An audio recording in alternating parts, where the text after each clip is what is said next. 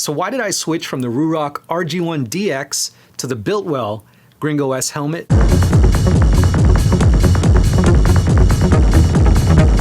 That's coming right up.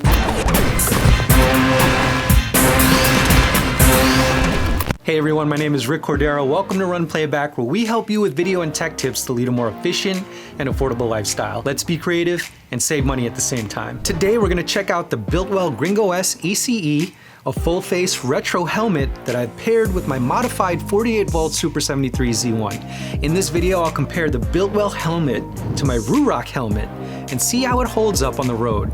And just a reminder, my goal is to always be unbiased and transparent with my opinions. This video is not endorsed or sponsored by Biltwell. So let's get to it. Now, before the Super73 Z1 arrived, I picked up a Ruroc RG1-DX core helmet, one of the most popular and divisive helmets available for those who ride electric vehicles. They've been popularized immensely by Onewheel, Evolve, and Super73 riders. Now, I admit I did get caught up in the Ruroc hype, but I also thought it was a pretty strong, well-constructed helmet in addition to its unique look. Now, after riding with it for a while, I still think it's a great helmet in both design and performance. However, one of the biggest criticisms that it receives is that since it's a snowboard helmet, it won't really protect you in a crash because it's not a true full-face helmet. Now, this part is technically true, but there aren't a lot of documented cases where the Ruroc RG1-DX has failed specifically in a Super73 crash. Now, I never really went past 20 miles per hour on the stock Z1, so the Ruroc felt appropriate for those speeds. Now my Z1 has been modified with a new controller and a 48-volt battery. Now I can easily hit a top speed of 30 miles per hour and sometimes 35 to 36 on a slight downhill. At those higher speeds, I don't feel as confident that the Ruroc would protect me in a crash. So I started looking for a proper full-face helmet, and that's when I discovered the Biltwell Gringo S ECE, which I bought for $100 on a closeout sale. As you can see, the Gringo is a really beautifully designed retro helmet with an amazing glossy finish. I picked the Hazard Orange because of how much the color pops, and it also matches with the colorway of my modified Z1. It's also much more eye-catching and visible to vehicles than my black Ruroc. The second thing you'll notice is the wide port for maximum visibility. With the Ruroc, the field of view is a bit more limited because of the size of the goggles.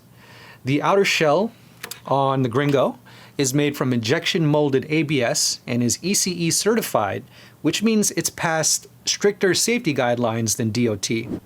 It also features a flip-up polycarbonate face shield, which unfortunately does have a major issue if you have the Generation 1 face shield, but more on that later. Inside the helmet features a 3-piece expanded polystyrene safety liner that fortifies the structure of the helmet but can also dissipate the force of an impact during a crash.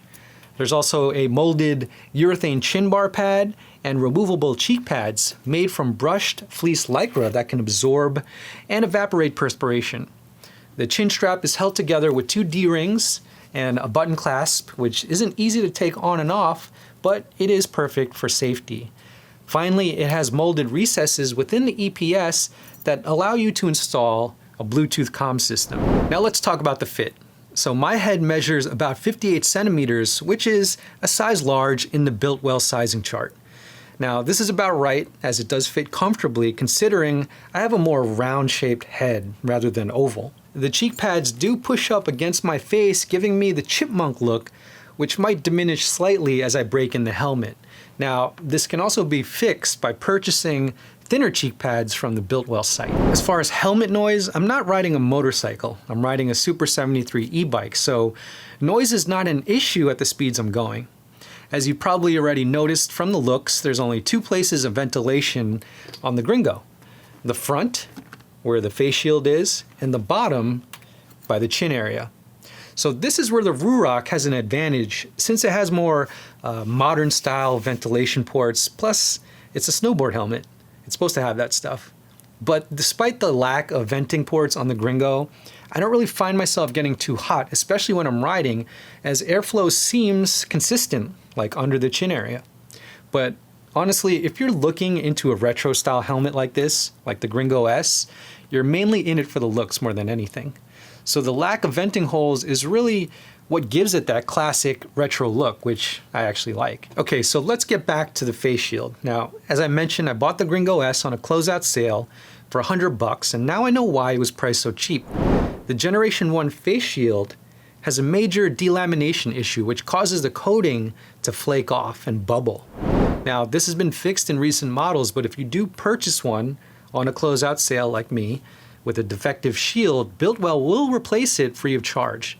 Now, all things considered, this is not a bad deal for $100.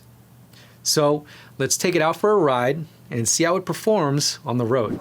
So the first thing I noticed is the EPS foam, which is a crushable foam that's used in the liners of motorcycle helmets.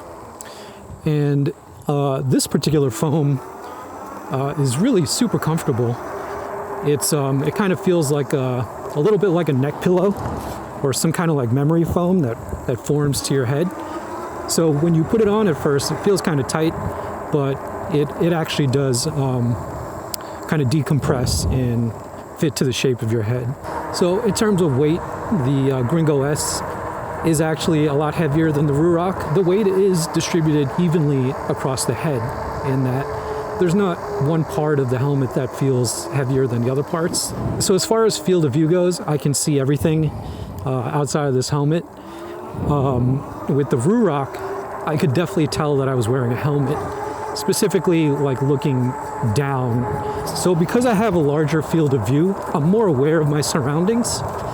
So I can actually see just about everything. You can actually wear sunglasses inside of this helmet, or you can purchase the Generation 2 chrome mirror face shield, and that'll actually protect you from UV rays or any kind of glare.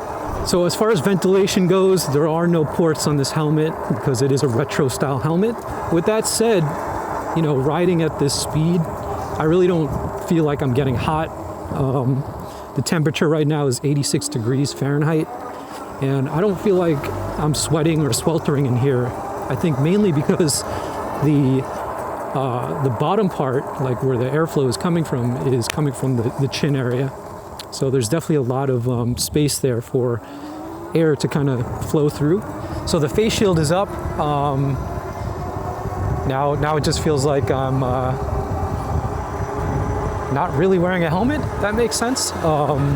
It is super comfortable. So the colorway definitely matches the aesthetic of the Super73 Z1, which is that 70s mini bike style. And so it really looks like something that Super 73 actually would manufacture. Okay, so night riding. Now I do have the Generation 2 chrome mirror face shield, and that's okay for the day, but really at night you have to use a clear visor. It's the safest option. And honestly, with the field of view on this helmet, it doesn't even feel like you're wearing a helmet. That's how clear the visor is and how big the field of view is. Now, as you can see, I'm riding through downtown, and with this large field of view, I'm able to see everything in my peripheral vision. So I see all the pedestrians, the cars, the street lights. Now, if you're not riding downtown, if you're riding on sort of like darker streets or even pitch black streets, it's even more important to have that large field of view. And that's what the Gringo S provides for me when I'm riding at night. I feel definitely more confident with this helmet. Now, most of my riding is in the city at night, and so with the highly visible hazard orange, as you can see, it's reflecting a lot of the lights and things like that. I have a better peace of mind that I'll be seen by vehicles, and so combined with the lights on the bike itself and this really bright helmet, I just feel way safer. I think riding at night, I just felt like I needed more protection, and with the Ruroc, I kind of felt like I was wearing a snowboard helmet, like it just felt more obvious, and I never fully felt confident that cars could see me because it was all black and things like that. So yeah, I definitely prefer the Gringo S riding at night for sure. Thank you guys for watching this review of the Biltwell Gringo S ECE, and in case it wasn't obvious, it's a solid recommend. If you want to dive into more video and tech tips, click the links on the side and remember to like and subscribe so we can help you find tech that fits your lifestyle. I'll see you guys in the next video.